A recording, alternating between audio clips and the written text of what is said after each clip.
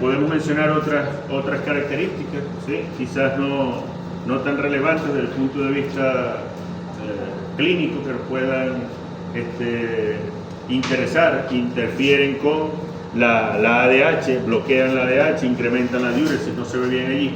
Tienen un antagonista específico, así como las benzodiazepinas. Tienen el flumazenil, ¿sí? También los agonistas alfa-2 adrenérgicos tienen el atipamezol, ¿sí? Que es un antagonista de los efectos de la silacina. Es decir, bloquean los efectos alfa-2 adrenérgicos.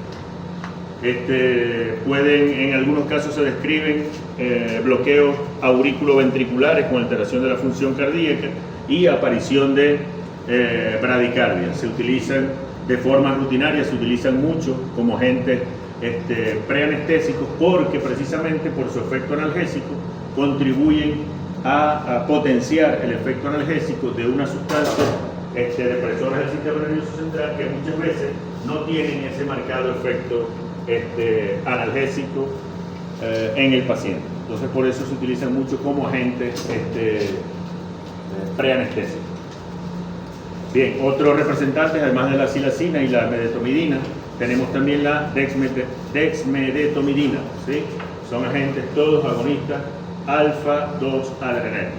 Entonces, ya dije que una de las principales características es que tienen efecto analgésico, y la otra que a nivel a dosis terapéutica, a las dosis usuales, el efecto depresor que se consigue del sistema nervioso central es generalmente un efecto sedante, que ya hemos definido que es un efecto sedante. Inclusive le dimos varios grados a ese efecto sedante. Pasamos al siguiente. Bueno, simplemente para recordar, ¿sí?, que tenemos agentes como el propofol, que tiene su mecanismo de acción anestésico general. ¿Qué tipo de anestésico general? El propofol. Anestésico general. ¿Anestésico general de qué tipo? El propofol. No, por la clasificación por la vía de administración. ¿Y cómo se llama entonces? Anestésico general de tipo fijo, que se administra por vía endovenosa. Y de otras sustancias que se utilizan por su efecto analgésico, por su efecto sedante, por su efecto tranquilizante, con sitios selectivos de acción a nivel del sistema nervioso central, mientras que el propofol, como agente anestésico general fijo, pues tiende a producir depresión de todo el sistema nervioso central. Ya sabemos que influye mucho la dosis, ¿sí? Y cuando me mencionaron los barbitúricos, en un principio, como fue uno de los barbitúricos fueron de los primeros agentes depresores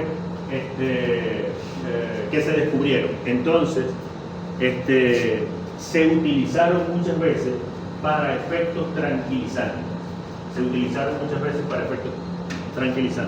Pero como producen depresión del sistema nervioso central y además tienen cierto efecto adictivo, entonces aparecieron casos como el famoso caso de la actriz Marilyn Monroe, que cayó en una sobredosis por barbitúrico y paro respiratorio, ¿sí?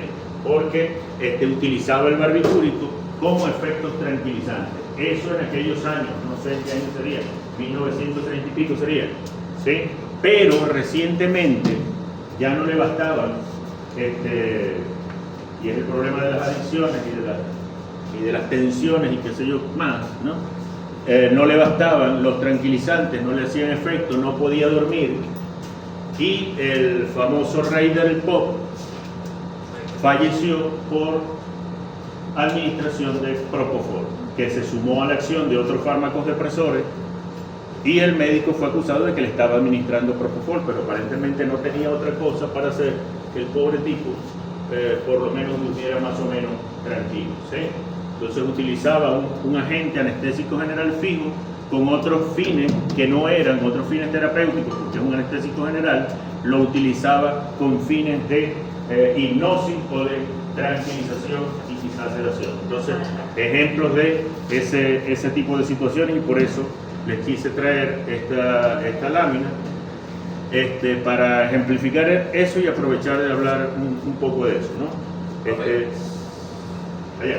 Yo he escuchado que hay gente que toma alcazoal para dormir, pero también he escuchado a otras personas que lo usan, pero sienten que no descansan. Es decir,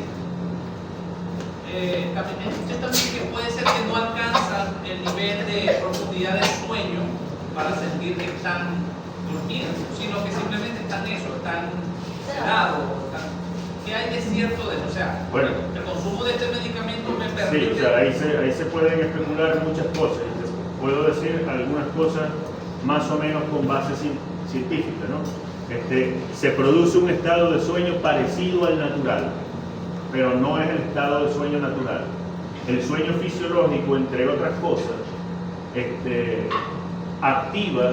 allí se activa las células de la glía en el sistema nervioso central, que las células de la glía tienen la función en el sistema nervioso central que tienen los vasos linfáticos en el resto del organismo, es decir, el líquido intersticial es drenado para ser eliminado del tejido intersticial y es una forma de detoxificación, ¿sí? Las células de la glía activan ese drenaje de sustancias que por producto del metabolismo cerebral se están produciendo y necesitan ser drenadas porque si se quedan ahí se hacen tóxicas. Entonces, el sueño natural, ¿sí?, activa esas células. Por eso se menciona que es necesario dormir, entre otras cosas, para que el cerebro se desintoxique.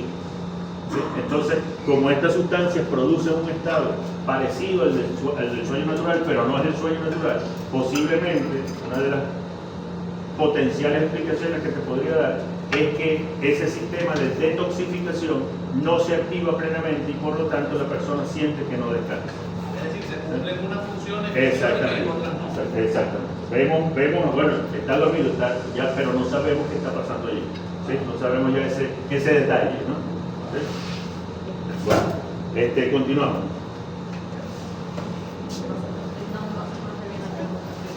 Yo había escuchado que, por ejemplo, las benzodiazepinas, creo que eso no se puede causar como una sobredosis hasta la muerte. No puede causar una sobredosis hasta la muerte. Ajá, ponemos la otra lámina, ¿sí? La lámina que estaba anterior. Ajá, por eso precisamente quise colocar esta lámina, porque aquí podemos poner este anestésico general, pero también podemos poner otro, ¿sí? Otro anestésico general fijo. Y podemos poner otro tranquilizante, benzodiazepinas, por ejemplo, ¿sí? Entonces con las benzodiazepinas nosotros subimos la dosis, es lo que está en la curva dosis-respuesta avanzada de la primera clase, y entonces es muy difícil llegar al periodo de parálisis pulvar, al periodo de presión respiratoria. En cambio con esto sí podemos llegar más fácilmente, a eso se refiere eso. ¿Sí? Con la morfina, con la silacina es más fácil, con este grupo de agentes alfa-2, agonistas alfa-2, es más fácil llegar a un estado de depresión respiratoria, no con la benzodiazepina. Es una diferencia importante.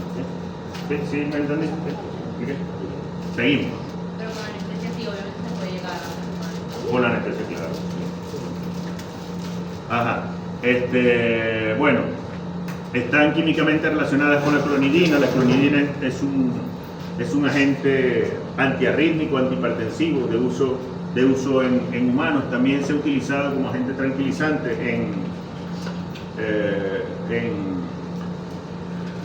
medicina veterinaria, pero se utiliza poco relativamente, hay poca experiencia con eso.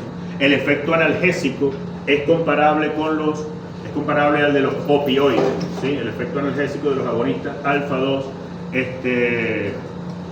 adrenérgicos. No tienen los agonistas alfa-2 los efectos estimulantes en gatos y en equinos que sí tienen los agentes opioides, ¿sí? Entonces por eso son una alternativa válida de analgesia en casi todas las especies, los agonistas alfa-2 adrenérgicos, como la silacina, como la medetomidina y como la dexmedetomidina. Esos nombres tienen que írselos aprendiendo, ¿sí? Porque es lo que yo pregunto en los exámenes, ¿sí?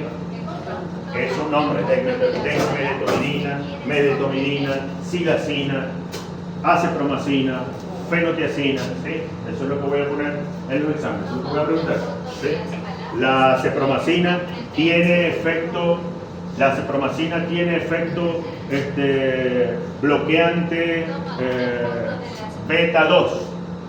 La cepromacina tiene efecto bloqueante beta 2. Falso. Tiene efecto bloqueante alfa 1. ¿Sí? Ese va a ser el estilo de las preguntas. ¿Sí? Bien. Seguimos. Ya un momentico. Allá. Ya. Devolverlo. ¿Por qué no se ve nada? No sé. Ajá. Era animado. Sí, es la misma presentación. Ajá. Bueno, sedación. En el perro, los agentes alfa-2 adrenérgicos tienen un efecto emético. ¿Sí? En el perro, los agentes alfa-2, como la silacina, tienen un potente efecto emético. Entonces, debe tenerse cuidado si se va a utilizar en perro, que puede ocurrir, si el animal, sobre todo si el animal está inconsciente, producirse aspiración del vómito, ¿no? Ya sabemos cuáles son las consecuencias. ¿Cómo? Como aspiración. Vomita Aspiración. y no respira. Se vomita y se le va por vía respiratoria. Aspirar, ¿Sí? literal. Vomita y se le va el agua por el camino viejo, se va para los pulmones. ¿Sí? Peor, pues. Entonces, bien, ajá, seguimos entonces. Fíjense que como opciones analgésicas, algunos depresores del sistema nervioso central, anestésicos generales, tienen efectos analgésicos, ¿sí?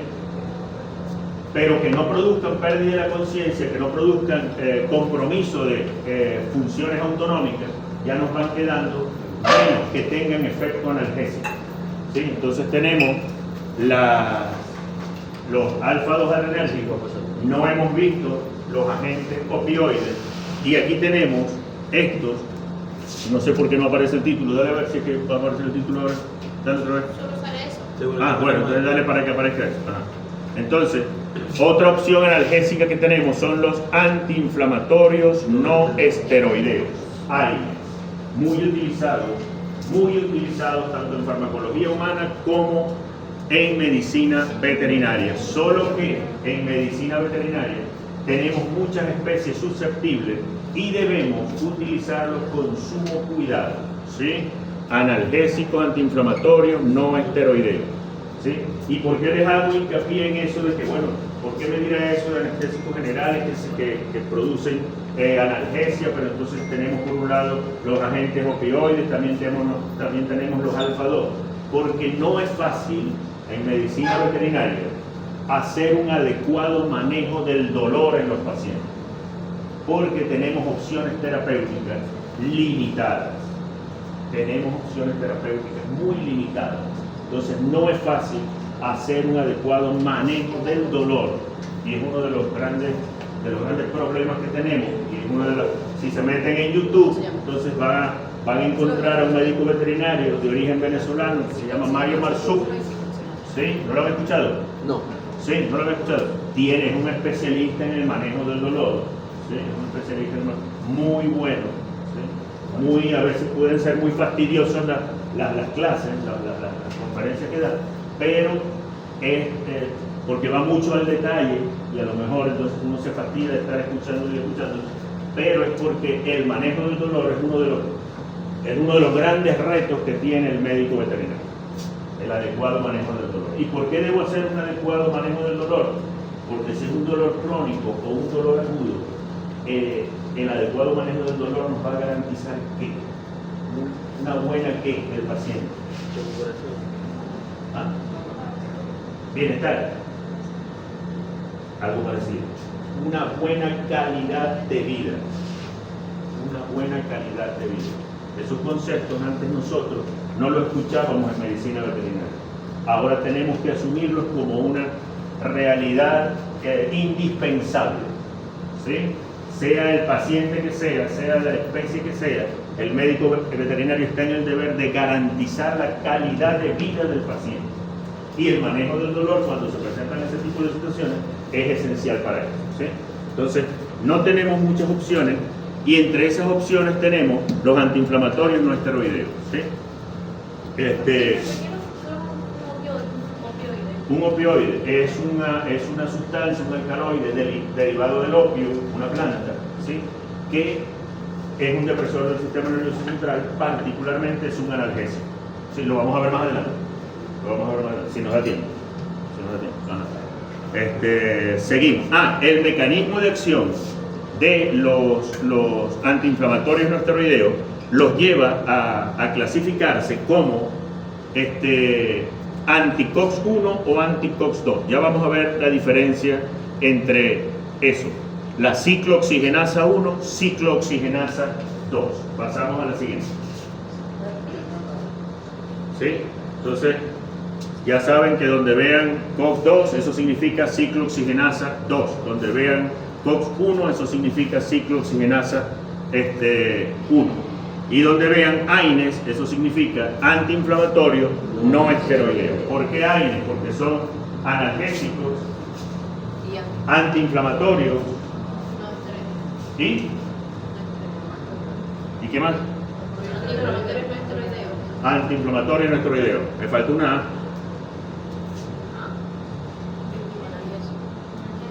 A. Analgésico, antiinflamatorio y antipirético. ¿Quién me lo dijo? ¿Vos? Y antipirético, se me iba a olvidar, ¿sí? Entonces son los fármacos de las 3A. Y así se lo pueden aprender como regla mnemotécnica, aunque a mí se me iba a olvidar la de antipiresis. Ajá. El que inhiba el COX-1 debe ser antipirético. Ya lo vamos a ver. Ajá. Entonces, bueno, tenemos una amplia variedad de agentes antiinflamatorios no esteroideos. Sin embargo, de allí, de todos esos que hay ahí, ni en perro, por ejemplo, ni en gato, puede usarse paracetamol porque es hepatotóxico. También es hepatotóxico. Sí, puede producir hemorragias gástricas importantes. Del ibuprofeno, ni hablar. Ketoprofeno, menos. Diclofenac tampoco. ¿Sí? Solamente nos va quedando de toda esa cantidad que tenemos allí, el naproxeno, el meloxicam y algunos del grupo de los toxinas. Mencionó que el ketoprofeno es tóxico. El ketoprofeno sí, es tan tóxico como el ibuprofeno. ¿Cómo? ¿Para qué especie? ¿Gato? Para gatos y perros. ¿Sí? No se debe administrar. Lo he visto en pet shop, o sea, que venden fármacos de uso veterinario, que hay un laboratorio, no sé el nombre, que vende acetaminofén para gatos y ketoprofeno para perros, para problemas de No se deberían administrar. Y el acetaminofén en gato, Mi amiga le dio y se le quitó. ¿Cómo? Mi amiga se lo dio y se le quitó todo y se lo mandaron a tomar a El acetaminofén. Uso veterinario, bueno. Así que le tomo una foto y No. se lo cuento. Excelente. Es más, ya lo Y lo discutimos la próxima clase, pero el acetaminofén no debería utilizarse en gatos bueno, la porque próxima clase lo traigo. porque es hepatotóxico. Es hepatotóxico. El flumiximab es un agente antiinflamatorio no esteroideo. Es derivado de, si mal no recuerdo, de el ácido propiónico. Puede ser. No me acuerdo ahorita. Pero ese lo utilizan en grandes animales. Se utiliza en grandes animales. También se usa. ¿Sí? También se puede utilizar en la red. Ajá. Seguimos entonces. Seguimos. Bien, entonces, fármacos antiinflamatorios no esteroideos. Entonces ya hemos hablado de, dentro de los AINES, algunos de los que podemos usar, algunos de los que no podemos usar, se utilizan para reducir la inflamación, el dolor y el incremento de la temperatura corporal, ¿sí? Que a diferencia, por ejemplo, hemos mencionado dentro de los grupos anteriores, un grupo de fármacos que podía producir hipotermia, ¿sí? Podría funcionar eso como un agente antipirético. ¿Cuáles nombramos que producían hipotermia? Allá. hipotermia. ¿Cuáles mencionamos de los que fármacos que hemos visto que pueden producir hipotermia?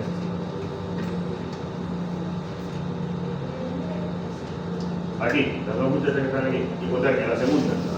¿Qué es hipotermia? ¿Qué será hipotermia? ¿Ah?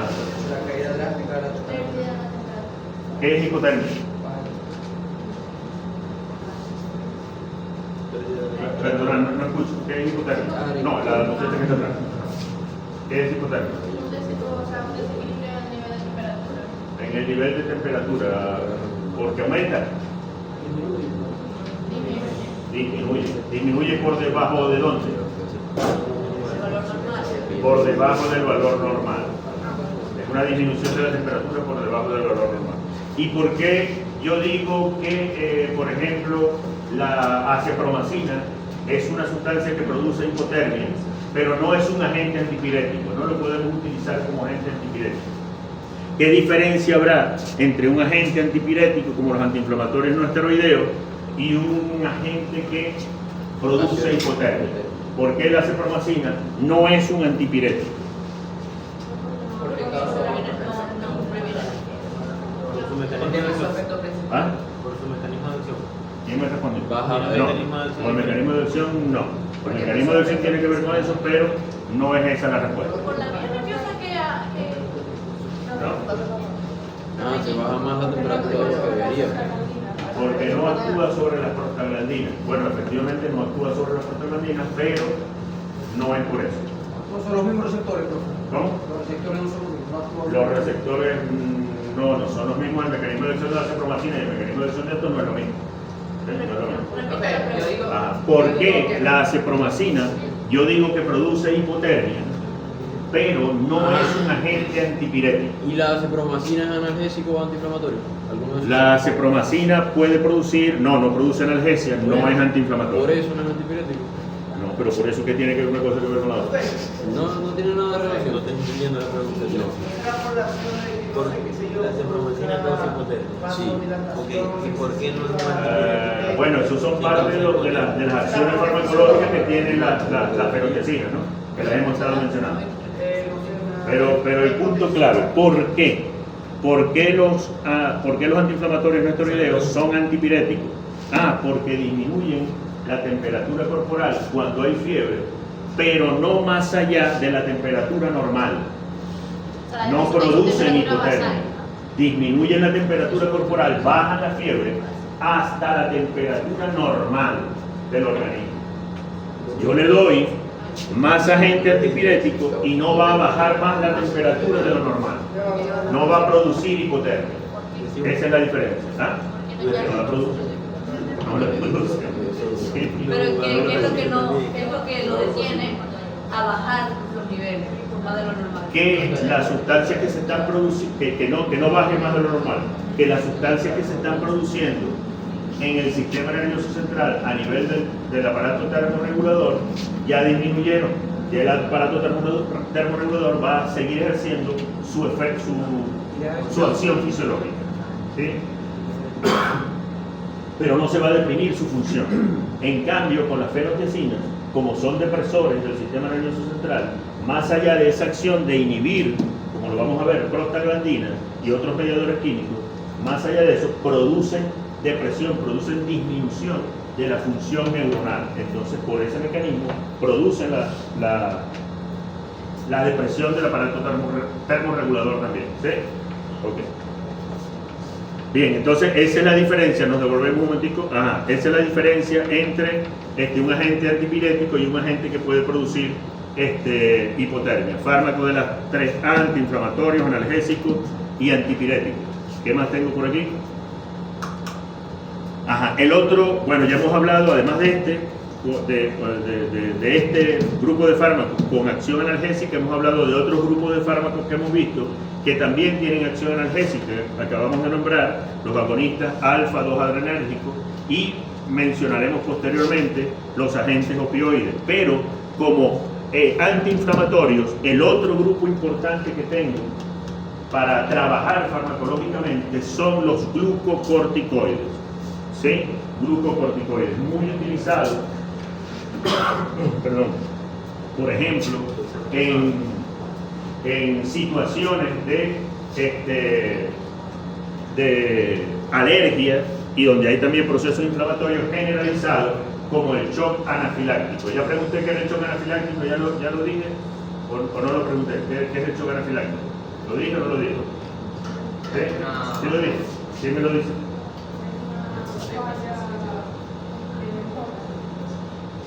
No. Una respiratoria por una alergia. ¿Qué es el shock anafiláctico? Es la reacción más fuerte de la hipersensibilidad. Es un estado, sí, es un estado más allá de la hipersensibilidad. ¿Sí? Es una reacción alérgica generalizada que se caracteriza ¿por qué? Por la deformación del sistema. ¿Por qué se caracteriza? Por vasodilatación, hipotensión, broncoconstricción y en el peor de los casos por el edema de glotis. ¿Sí? ¿Qué produce una asfixia mecánica? En el shock anafiláctico, los fármacos de elección son los agentes glucocorticoides, que seguramente se nos va a dar la profesora, ¿cómo se llama? Alejandra, ¿sí? La profesora Alejandra. Glucocorticoides, o corticosteroides, betametasona, dexametasona, ¿los han escuchado? ¿Sí? Prednisolona. Prednisona no. La prednisona es un profármaco que debe ser metabolizada a nivel hepático para que se metabolice y forme prednisolona. ¿Sí? Por eso a mí no me gusta prescribir mucho prednisona, porque tarda más en iniciar el efecto. ¿Sí? Tarda más en iniciar el efecto. Porque necesita ser metabolizado como profármaco que es a prednisolona para que produzca el efecto farmacológico. ¿Sí? Y entonces recarga más de funcionamiento el hígado también, aparte de que ya los corticosteroides se metabolizan principalmente vía hepática. Entonces por eso es algo ya particular, ¿no? Y tampoco me gusta que llegue a la farmacia o a donde sea y me quieran vender prednisona por prednisolona. No es lo mismo, no es lo mismo, tiene diferencia. Profe, yo lo he visto como prednisona y metilprednisolona. Metilprednisolona, ya sí, esa es la prednisolona. Metilprednisolona. ¿Cuál es una diferencia? Te acabo de decir. La prednisona necesita ser, es un profármaco que necesita ser metabolizada prednisolona vía hepática para ejercer el efecto Como farmacológico. un símbolo. ¿Sí? Para ejercer el efecto farmacológico. O sea, el proceso es más largo. Es más largo, claro. Es un profármaco. ¿Qué más de este cuadro?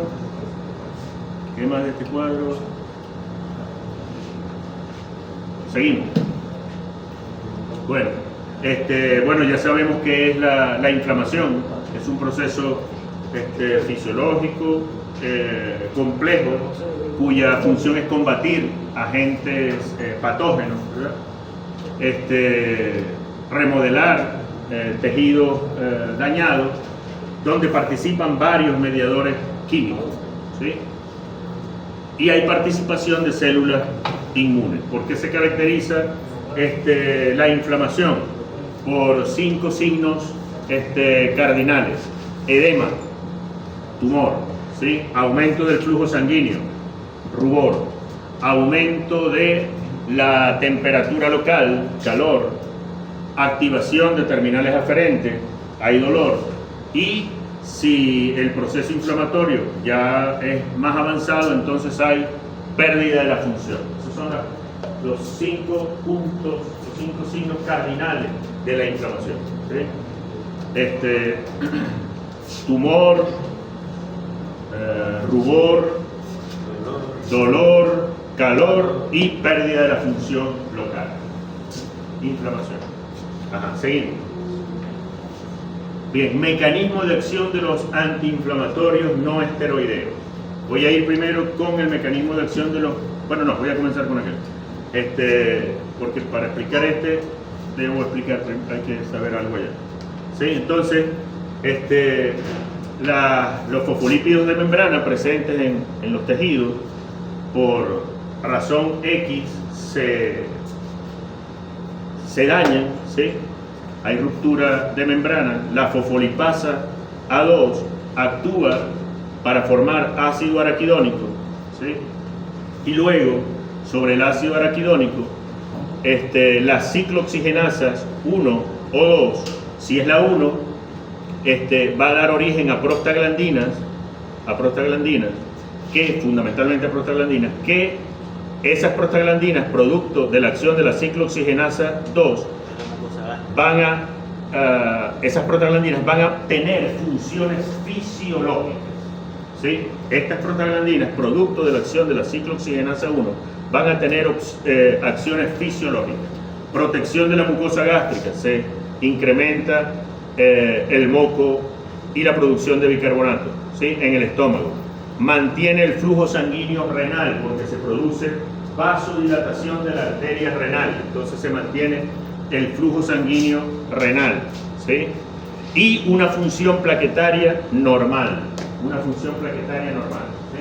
Por eso, si la aspirina, que se utilizó mucho tiempo como agente antipirético, ¿sí? Pero a esas dosis que se utilizaban, por ejemplo, en niños de 100 miligramos, ¿sí? Para un niño de 6 kilos, ¿no? O se utilizaba una tableta o 2 tabletas de 500 miligramos de aspirina para bajar la fiebre en un adulto, esa dosis de ácido acetilsalicílico también producía una alteración de la función plaquetaria normal. Por eso ese uso de la aspirina se fue apartando y ahora se utiliza solo la aspirina como protector cardíaco, para que se mantenga una cierta fluidez en la sangre, para que no haya obstrucciones en las arterias coronarias y no se produzcan infartos, ¿sí? Pero la dosis para eso es menor. Por eso ustedes ven que en esos fármacos que traen ácido acetilsalicílico como protector cardíaco, la tableta ahora no es de 100 miligramos, sino es que de una concentración muy característica, 81 miligramos, ¿sí? Porque a las dosis que actúa como protector cardíaco no me va a alterar la función plaquetaria normal para que se altere el proceso de coagulación y entonces se produzcan sangramientos espontáneos o hay un accidente, hay una rotura de vasos y se produce un sangramiento excesivo. Entonces esa es la diferencia, el origen de eso, ¿sí? ¿Se entiende, verdad? No es difícil entender por qué a veces van surgiendo esos cambios en la presentación de los fármacos y en las opciones terapéuticas de que se disponen, ¿sí? Porque se va avanzando más en el conocimiento y en la fisiopatología, etcétera, etcétera. Bien, pero también si actúa la ciclooxigenasa 2 sobre el ácido araquidónico, entonces la acción de esta ciclooxigenasa 2 va a producir un proceso inflamatorio. Un proceso inflamatorio como cuál? Por ejemplo, como artritis. ¿Sí? Un proceso inflamatorio como la artritis. Bien, por supuesto hay otra vía para producir sustancias que participan del proceso inflamatorio como los leucotrienos y entonces, como ven acá, los corticosteroides inhiben la fosfolipasa A2, bloquea toda posibilidad de que se produzcan sustancias que participen de los procesos inflamatorios. Los AINES solamente trabajan en una parte de ese proceso. Eso explica por qué los corticosteroides son muchísimo más potentes que los antiinflamatorios no esteroideos como agentes antiinflamatorios. Por eso los corticosteroides son la opción en una situación de shock anafiláctico, que es una reacción alérgica inflamatoria generalizada, ¿sí? Entonces, por el mecanismo de acción. El mecanismo de acción que abarca todo esto, la inhibición de la fosfolipasa 2, que involucra por las dos vías la formación de sustancias inflamatorias, entonces eso hace que sean mucho más potentes en comparación con los AINES. Eso sí, no vamos a escoger un corticosteroide como agente inflamatorio de primera opción, podemos primero optar por un AINES porque los corticosteroides tienen muchos efectos adversos, ¿sí? Producen hiperglicemia, producen retención de sodio, entonces en un paciente con compromiso cardiovascular, si vamos a causar retención de sodio, o con compromiso renal, si vamos a causar retención de sodio, entonces podemos incrementar la retención de líquidos y eso puede llevar a un compromiso mayor cardiovascular. ¿Se entiende todo el razonamiento? ¿Sí? Ok. Bien. Entonces, en base a esto, en base a que los AINES afecten la ciclooxigenasa 1 o la ciclooxigenasa 2 en mayor o menor cuantía, entonces por eso se ha sacado la relación COX-2, COX-1. ¿Sí? Prefiero aquellos antiinflamatorios no esteroideos que me inhiban más la ciclooxigenasa 2 y me inhiban menos la ciclooxigenasa 1, ¿no? Si hay mayor cantidad de esto y hay menor cantidad de esto, quiere decir que está inhibiendo más esto que esto. Si esto es mayor que esto, este número, que es el producto, si hay mayor aquí arriba que acá, porque es una división, ¿no? Entonces este número va a ser mayor. Entonces ahí está uno de los parámetros farmacocinéticos, porque es un parámetro farmacocinético que se determina para seleccionar uno u otro, ¿sí? Por eso, fíjense, el ibuprofeno, que es muy tóxico en perros, tiene un índice relación COX-2, COX-1 de 15, ¿sí? Le da una tableta de 200 miligramos y quizá menos a un perro y va a producir hemorragia gástrica, porque se va a afectar esto, ¿sí? Se va a afectar la producción de moco y de bicarbonato, y el estómago, las células mucosas del estómago van a ser más susceptibles a la erosión, ¿sí? Entonces, prefiero aquellos que solo me afecten la COX-2. En cambio, el meloxicam tiene un índice de relación COX-2, COX-1 de 0.8, muy diferente al ibuprofeno. ¿Lo ven? Miren, el piroxicam no se debe usar en medicina veterinaria, ¿sí? Fíjense el índice que tiene, 250. Es poco específico sobre la COX-2. Afecta al menos por igual a las, bueno, si lo afectara por igual, esto sería cercano a 1, ¿cierto? Afecta más a la COX-1 que a la COX-2, ¿sí? Entonces, ¿se entiende esto? ¿Sí? ¿De dónde viene eso? ¿Sí? ¿Se entiende o no se entiende? Si no se entiende, me dicen, y trato de repetirlo a ver si me entienden y a ver si yo me sé explicar. Lo vuelvo a repetir. Ajá. Entonces, los AINES bloquean la ciclooxigenasa 1 y la ciclooxigenasa 2. En ambos casos se van a inhibir la síntesis de prostaglandinas, solo que la COX-1, la acción enzimática sobre el ácido araquidónico de la COX-1 va a dar origen a que se produzcan prostaglandinas que participan de procesos fisiológicos. ¿Cuáles son esos procesos fisiológicos fundamentales? Protección de la mucosa gástrica por incremento de la producción de moco y de bicarbonato. Mantiene la función renal porque incrementa el flujo sanguíneo renal, se incrementa la dilatación, el diámetro de la arteria renal y por lo tanto hay más perfusión renal. Y la función normal plaquetaria, mantiene la función normal plaquetaria para la adecuada coagulabilidad sanguínea, ¿sí? Esa es la COX-1, ¿sí? Que es inhibida por algunos AINES, ¿no? o por todos, pero en diferente cuantía, ¿sí? En cambio, bueno, también los AINES pueden inhibir la COX-2, pero esta COX-2 está relacionada directamente con prostaglandinas que participan del proceso inflamatorio, ¿sí? La parte de los corticosteroides, supongo me la entendieron, ¿sí? Bien, entonces, prefiero entonces antiinflamatorios no esteroideos que inhiban sobre todo la acción de la ciclooxigenasa 2, ¿sí?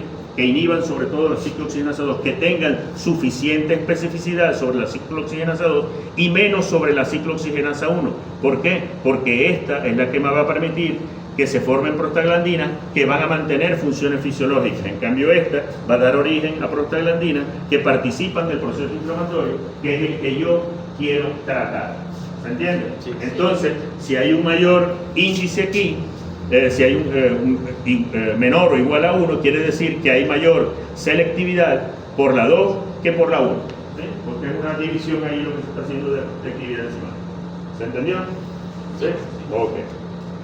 Bueno, y el mecanismo de acción antipirético pues es también por la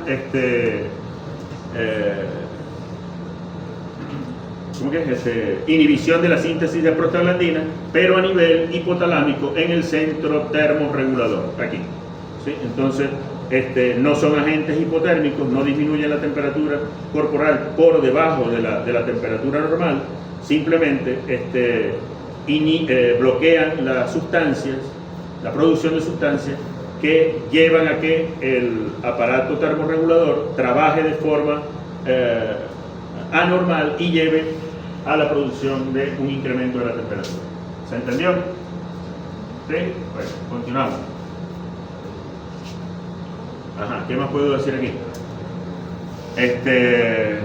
Bueno, carprofeno, uno de los antiinflamatorios no esteroideos que se menciona pueden utilizarse en especies domésticas, ¿no? Porque es altamente selectivo para inhibir la ciclooxigenasa 2. Algunas características farmacocinéticas. Bueno, estas son también características farmacocinéticas. Se une altamente a proteínas plasmáticas. El efecto aproximadamente es de 8 horas. Quiere decir que el intervalo entre dosis puede ser relativamente corto. Se alcanzan altas concentraciones en el tejido inflamado. ¿Qué otra cosa? Son muy raras las coagulopatías precisamente por esta alta selectividad sobre la ciclooxigenasa 2. ¿Qué más dice ahí? Usos terapéuticos utilizados en cirugía de tejidos blandos y acciones ortopédicas, control del dolor e inflamación en enfermedades degenerativas osteoarticulares. Seguimos. Ajá. Pasamos a esa. Meloxicam, otro de los fármacos antiinflamatorios no esteroideos que podemos utilizar con más o menos seguridad. Siempre tienen un efecto COX-1, pero es poco marcado, por ejemplo, con respecto al ibuprofeno. Se puede utilizar como analgésico, ¿sí? Tiene una duración y una potencia similar al carprofeno. Digo, aunque ejerce efectos sobre la COX-1. Las razas puras generalmente son más sensibles a esta diferencia de mecanismo de acción. Pero siempre que utilicemos antiinflamatorios no esteroideos, aunque sean de estos que sean calificados como más o menos seguros, debemos hacer un adecuado seguimiento clínico del paciente. Recuerdo, por ejemplo, cuando ¿cómo se llama donde se cuidan animales? Que queda refugio. Sí, pero ¿cómo tiene un nombre? Azodepa. ¿Lo han escuchado? Azodepa. Allí, ya hace unos años, se hizo un estudio, se estaba haciendo un trabajo sobre el tumor venéreo transmisible y la utilización de sulfato de vincristina, que es un agente antitumoral. Los agentes antiinflamatorios no esteroideos potencian de alguna forma el efecto de la vincristina.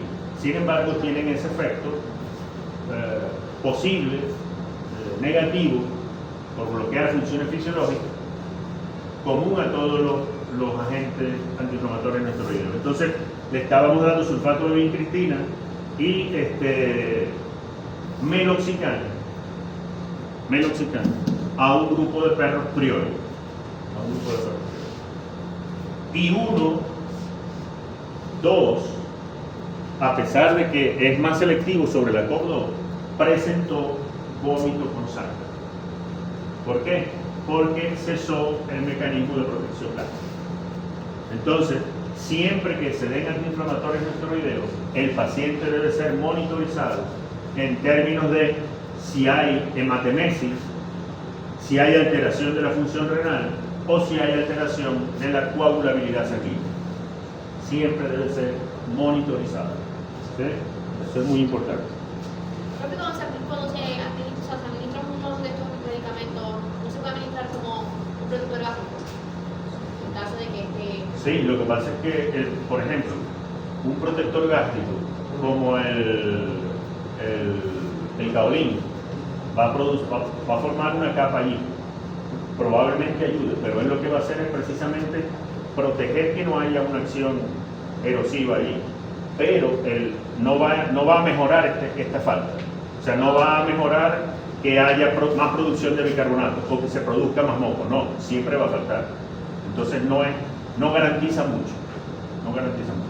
Igual que si administraras omeprazol, que no es un protector gástrico, porque no va a formar ninguna capa en la mucosa gástrica, sino que va a disminuir la producción de ácido clorhídrico, ¿no? Entonces tampoco va a ser mucho eso. Puede ayudar, pero no te va a garantizar nada. ¿Sí? Lo más seguro es que vaya a ver si se produce con ibuprofeno seguro el vómito con sangre por la ulceración gástrica. Ajá, seguimos. Bueno, algunos ejemplos de antiinflamatorios no esteroideos comercializados en medicina veterinaria. Seguimos. Algunas dosis. Seguimos. ¿Qué hora es? 11:07. Efectos indeseados en gatos también se producen, ¿no? Es difícil utilizarlos en animales hemodinámicamente inestables. El fallo renal se ha observado por el uso crónico de meloxicam, ¿sí? Seguimos. Precaución siempre, lo que les acabo de decir, ¿sí? Trombosis. Seguimos. Hipnoanalgésico. Nos vemos la clase que viene. Terminamos por hoy. Sí. Tengo que ir.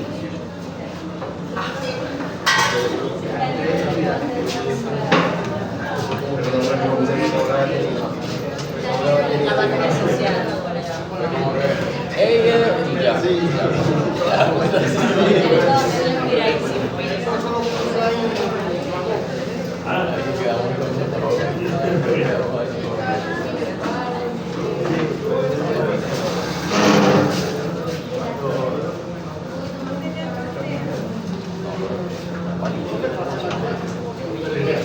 Nos ponemos de acuerdo a ver si se va a dar el resto de línea o el miércoles que viene. No lo sé. Porque hay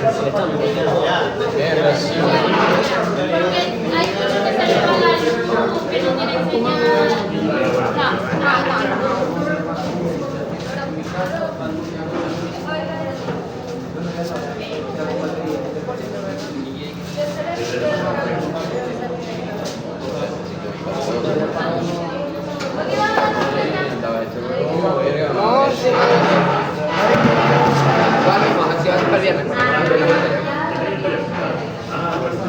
Gracias, lo voy a ver.